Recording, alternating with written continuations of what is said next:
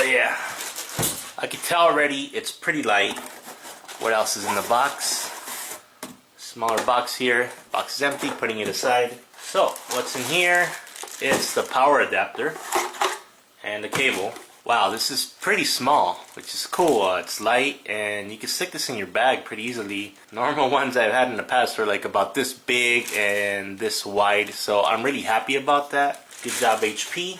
Long cord, no problem. Oh, this is new. 90-degree power connector here.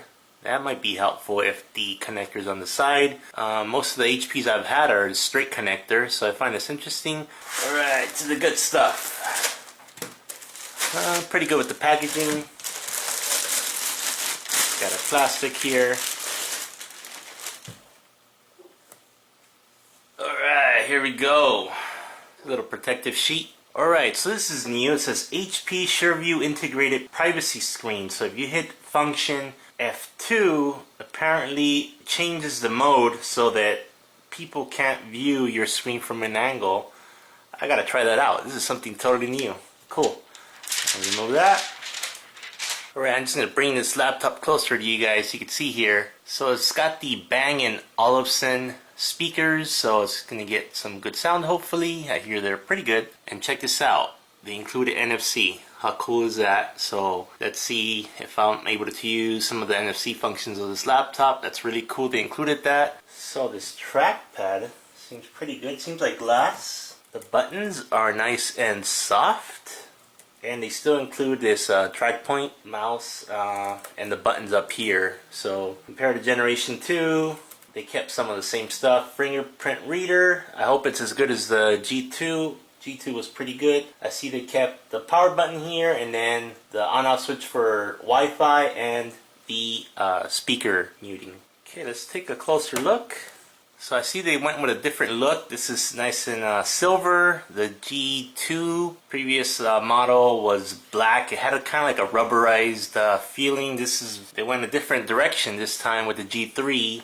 Alright, so let's look at the back here, and yeah, it's got a vent in the bottom here. It's got the feet. It's pretty nice. And the back feet are a little bit elevated, so your laptop is kind of elevated a little bit. That's good for keyboard typing, which is good. Kind of disappointed that I don't see an easy release here to remove this cover, which is one thing I really liked about the G2 model of the EliteBook 840. So it looks like they've gone away from that. And in order to open this, you're probably going to have to take these little rubber things out and access the screws there. So not a good move, HP. I don't know why you guys did that, but it's going to be hard to service this thing. But maybe that's what they want. They don't want you to service it. Quickly, let's take a look at the ports available. Kensington lock, cool. VGA, it's always good to have, right, for business laptop.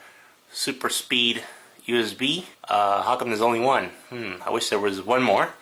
Smart card reader, which I don't really use, but what I wish they would have put one more USB port there. Whoa, I almost lost it there. So right here we have the indicators for the Wi-Fi, power, and then whether it's charging, and then the hard drive activity. On this side we have a USB-C port, we have display port for video out, we have a connector for mic or headset, so it does both, works as a mic or as a headphones. Another super speed USB 3.0 port. I wish there was more ports. There's only two, but I guess they give you this one USB-C. I hope it's worth it. I don't have too many devices that use this, but nice of HP to include it. And this little trap jaw Ethernet connector, which worked great on the G2, is back on this thing. This is the dock connector, and here you can even put a SIM card, which is kind of cool. I don't remember seeing that on the G2. So one thing that I do see that's gone is the optional battery connector. The G2 used to have one. I guess they decided not to put one on the G3. And let's not forget, right here, it's hard to miss, is the SD card slot, so you could use your SD card here. So pretty cool. Some improvements, you know, they added NFC, they added this USB-C port, they kept this cool Ethernet